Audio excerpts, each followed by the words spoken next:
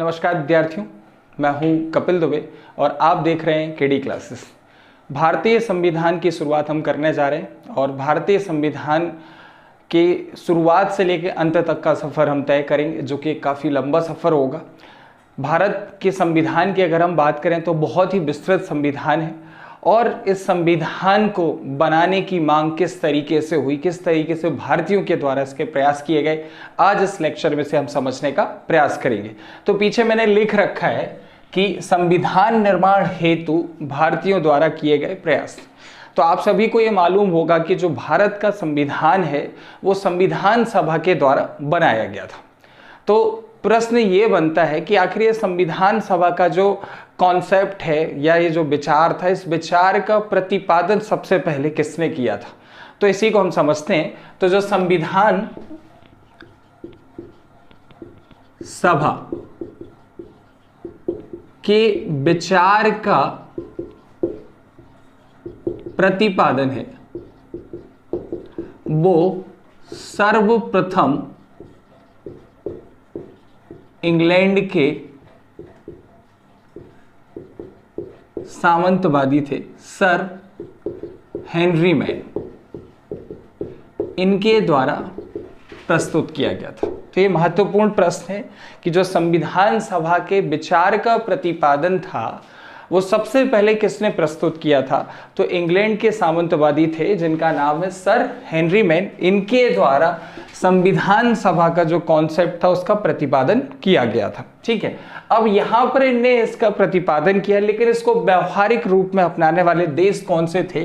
तो इसको व्यवहारिक रूप में अमेरिका और फ्रांस ने अपनाया था। ठीक है, तो ये थोड़ा सा आपको संविधान सभा के बारे में याद रखना है, क्योंकि ये प्रश्न बहुत ही महत्वपूर्ण पूछ लिए जाते हैं कि संविधान सभा का जो कॉन्सेप्ट था वो सबसे पहले किसके मन में आया। तो इंग्लैंड के सर हेनरी मैन, इसे व्यवहारिक रूप में किसने अपनाया। तो कौन कौन से देश हैं, अमेरिका और फ्रांस, इन दोनों ने इसे व्यवहारिक रूप में अपनाया। अब चलिए बात करते हैं भारत की, कि भारत में संविधान सभा का जो विचार है वो हमें कब देखने को मिला है। तो संविधान सभा का जो विचार है कहीं ना कहीं इसका प्रथम दर्शन जो है वो बाल गंगाधर तिलक के निर्देशन में तैयार किए गए स्वराज विधेयक में या स्वराज बिल में देखने को मिलता है। और ये कब देखने को मिलता है, 1895 में। तो ये बहुत ही महत्वपूर्ण प्रश्न है कि जो संविधान सभा का विचार था इसके पहले दर्शन कब देखने को मिलते हैं। तो एक बिल आया था जिसका नाम है स्वराज बिल। कब आया था, 1895 में। किसके द्वारा तैयार किया गया था, तो बाल गंगाधर तिलक के निर्देशन में बिल तैयार किया गया था और इसी में हमें संविधान सभा के प्रथम दर्शन हुए। ठीक है, अब यहां पर ये तो हमने बात किसकी कर ली, बाल गंगाधर तिलक की। बाल गंगाधर तिलक 1895 में स्वराज बिल लेके आए और इस बिल के माध्यम से कहीं ना कहीं उन्होंने संविधान सभा के गठन का जो विचार था वो प्रस्तुत किया था। अब ये मांग कैसे धीरे धीरे आगे बढ़ी उसको समझने का प्रयास करते हैं। तो गांधी जी लौट कर आए और अफ्रीका से लौट कर आए, भारतीय राजनीति में उन्होंने प्रवेश किया, भारतीय राष्ट्रीय कांग्रेस के सदस्य बने और आगे चल के उन्होंने उसका नेतृत्व संभाला। और जब उन्होंने नेतृत्व संभाला और जब असहयोग आंदोलन हुआ और असहयोग आंदोलन के बाद कहीं गांधी जी इस मांग को लेकर जागृत हुए कि भारत का क्या होना चाहिए, संविधान।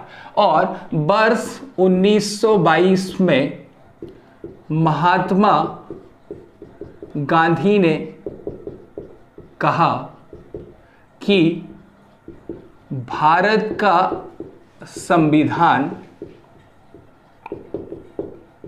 केवल भारतीयों के द्वारा तैयार किया जाएगा एवं भारतीयों की इच्छा अनुसार बनाया जाए। तो यहां पर गांधी जी ने 1922 में कहा कि जो भारत का संविधान होगा वो केवल किसके द्वारा बनेगा, भारतीयों के द्वारा बनेगा और भारतीयों की इच्छा अनुसार बनेगा, यानी जैसा भारतीय चाहेंगे वैसा ही संविधान बनाया जाएगा। तो ये प्रश्न महत्वपूर्ण पूछ लिया जाता है कि भारत का संविधान भारतीयों की इच्छा अनुसार बनेगा, केवल भारतीयों के द्वारा बनाया जाएगा। ये कथन किसने बोला था, ये मांग किसने रखी थी, तो ये मांग जो है वो महात्मा गांधी जी के द्वारा रखी गई थी वर्ष 1922 में। अब इसी मांग को आगे बढ़ाया 1924 में हमारे पास कौन है, मोतीलाल नेहरू। और मोतीलाल नेहरू ने संविधान बनाने की मांग की। तो मोतीलाल नेहरू के द्वारा भी संविधान बनाने की क्या की गई, मांग की गई। यहीं पर अगर हम देखें, अगर हम भारतीय इतिहास की बात करें तो इसी समय कैबिनेट मिशन जो था वो साइमन कमीशन जो था वो भारत आया। अब भारत आया, साइमन कमीशन असफल रहा। जब साइमन कमीशन असफल रहा तब उस समय जो भारत सचिव थे जिनका नाम था लॉर्ड बर्किनहेड, उन्होंने भारतीयों को चुनौती दे दी थी कि भारतीय संविधान का एक सर्वसम्मति से, सभी धर्म जाति की सम्मति से क्या बनाए, एक प्रारूप तैयार करके दिखाएं। और नेहरू जी ने इसी बात पर वर्ष 1928 में नेहरू रिपोर्ट प्रस्तुत की। तो नेहरू रिपोर्ट प्रस्तुत करने वाले कौन थे, मोतीलाल नेहरू। मोतीलाल नेहरू ने नेहरू रिपोर्ट तैयार की और कहीं ना कहीं ये एक भारतीय संविधान का प्रारूप था। उन्होंने बोला कि जो भारत का संविधान जब बनाया जाए तो इन बातों को ध्यान में रखते हुए भारतीय संविधान का निर्माण किया जाए। तो 1928 में नेहरू जी ने, मोतीलाल नेहरू ने नेहरू रिपोर्ट प्रस्तुत की जो कि भारतीय संविधान का एक क्या था, प्रारूप था। अब आगे देखते हैं वर्ष 1934, बहुत ही महत्वपूर्ण प्रश्न और ये कई बार पूछा जा चुका है और आपको इसको इंपॉर्टेंट मार्क करना है, ठीक है। तो 1934 में एम.एन. रॉय थे और एम.एन. रॉय ने मांग की कि संविधान बनाने के लिए संविधान सभा की स्थापना की जाए। तो संविधान सभा की जो स्थापना की मांग थी वो किसके द्वारा की गई है, एम.एन. रॉय के द्वारा। कब की गई, 1934 में। तो ये प्रश्न आता है कि जो संविधान सभा का कॉन्सेप्ट था या संविधान सभा बनाने की जो मांग थी वो किसके द्वारा की गई, एम.एन. रॉय के द्वारा। तो ये कुछ महत्वपूर्ण पॉइंट्स हैं जिनको हमने ध्यान में रखते हुए ये बात कही। आगे हम देखते हैं कि इसके बाद क्या हुआ। तो जब 1934 में एम.एन. रॉय ने बोला कि भारत का जो संविधान है वो बनाया जाए और संविधान बनाने के लिए संविधान सभा का क्या किया जाए, गठन किया जाए, तब 1935 में कौन सा अधिनियम आया, भारत सरकार अधिनियम आया, गवर्नमेंट ऑफ इंडिया एक्ट आया, भारत सरकार अधिनियम। और भारत सरकार अधिनियम में जो संविधान बनाने की मांग थी, इस मांग को क्या कर दिया गया, अस्वीकार किया गया या इस मांग को शामिल नहीं किया गया, ठीक है। यानी अगर हम यहाँ पर देखें तो संविधान बनाने की जो मांग उठाई जा रही थी, भारतीय ये उम्मीद लगा रहे थे कि अंग्रेजों के द्वारा जो भारत सरकार अधिनियम आएगा 1935 में, वो इस अधिनियम के द्वारा इस मांग को पूरा किया जाएगा। लेकिन इस मांग को पूरा नहीं किया गया, इसकी तरफ कोई भी ध्यान नहीं दिया गया। तब संविधान सभा की जो मांग थी, इसे लोकप्रिय बनाने और इसे मूर्त रूप देने में पंडित जवाहरलाल नेहरू का योगदान रहा।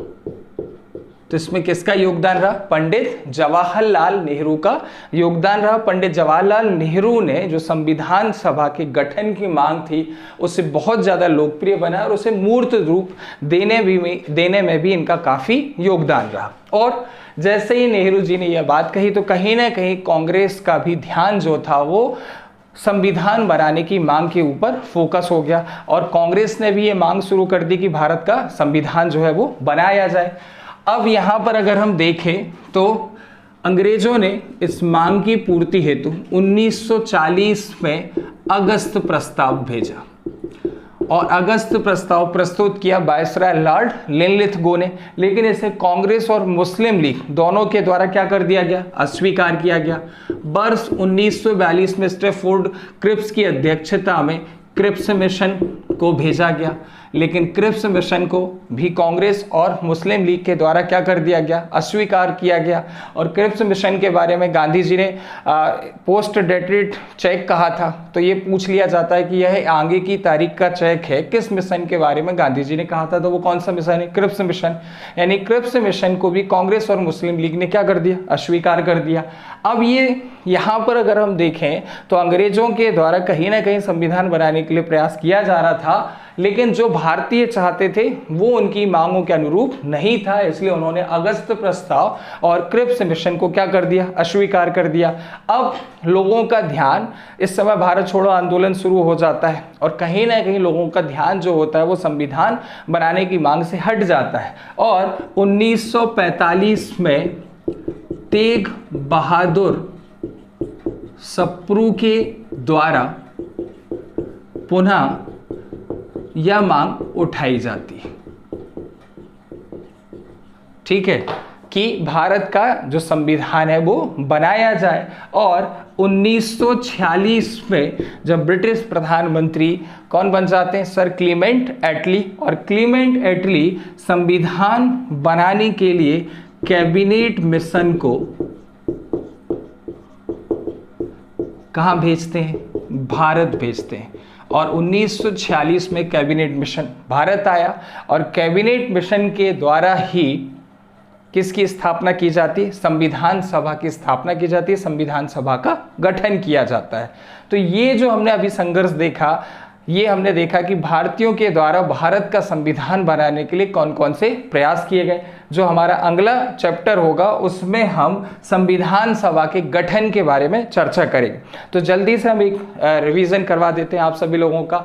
तो भारत का संविधान बनाने के लिए भारतीयों के द्वारा कैसे कैसे प्रयास किए गए इसके बारे में हम चर्चा कर रहे हैं। तो सबसे पहले हमने देखा कि जो संविधान सभा का कॉन्सेप्ट था वो इंग्लैंड के सामंतवादी थे सर हेनरी मेन, उनके द्वारा प्रस्तुत किया गया। इसे व्यवहारिक रूप में किस किस ने अपनाया? तो अमेरिका और फ्रांस ने अपनाया। अब भारत में संविधान की मांग कैसे उठी? तो संविधान सभा का जो विचार था इसके प्रथम दर्शन 1895 के बाल गंगाधर तिलक द्वारा प्रस्तुत किए गए स्वराज बिल में देखने को मिलते हैं। 1922 में गांधी जी ने कहा कि भारत का संविधान भारतीयों के द्वारा बनाया जाए और भारतीयों की इच्छानुसार बनाया जाए। 1924 में संविधान बनाने की मांग का समर्थन मोतीलाल नेहरू ने किया और 1928 में मोतीलाल नेहरू के निर्देशन में नेहरू रिपोर्ट तैयार की गई जो भारतीय संविधान का एक प्रारूप था, जिसमें कहा गया कि भारत का संविधान इन मुख्य बातों को ध्यान में रखते हुए बनाया जाए। 1934 में एम.एन. रॉय के द्वारा पहली बार ये कहा गया कि भारत का संविधान बनाने के लिए एक संविधान सभा का गठन किया जाए, यानी संविधान सभा के गठन का जो विचार था सबसे पहली बार प्रस्तुत किया एम.एन. रॉय ने। अब 1935 में भारत सरकार अधिनियम भारत में लागू किया गया, लेकिन इसमें संविधान बनाने की कोई भी मांग पूरी नहीं की गई, किसी भी मांग को शामिल नहीं किया गया। तब 1936-37 में कांग्रेस ने संविधान बनाने की मांग को उठाया और 1939 में पंडित जवाहरलाल नेहरू ने इस मांग को लोकप्रिय बनाया और मूर्त रूप देने में भी इनका काफी कुछ योगदान रहा। अब जब ये मांग बहुत तेज बढ़ गई तो 1940 में अंग्रेजों के द्वारा अगस्त प्रस्ताव, 1942 में क्रिप्स मिशन भारत भेजा गया, लेकिन ये दोनों अस्वीकार हो गए और 1945 में तेग बहादुर सप्रू ने पुनः संविधान बनाने की मांग को उठाया। तब इस समय सत्ता परिवर्तन हो जाता है ब्रिटेन में और ब्रिटेन के नए प्रधानमंत्री कौन बनते हैं? सर क्लीमेंट एटली। और क्लीमेंट एटली के द्वारा 1946 में क्रिप्स मिशन जो कैबिनेट मिशन जो होता है वो भारत भेजा जाता है और कैबिनेट मिशन के द्वारा ही संविधान सभा की स्थापना की जाती है। तो संविधान सभा के निर्माण में जो महत्वपूर्ण भूमिका रही वो किसकी रही? कैबिनेट मिशन की। तो जो हमारा नेक्स्ट चैप्टर होगा उसमें हम चर्चा करेंगे संविधान सभा के गठन की, कि संविधान सभा का गठन किस प्रकार हुआ। धन्यवाद।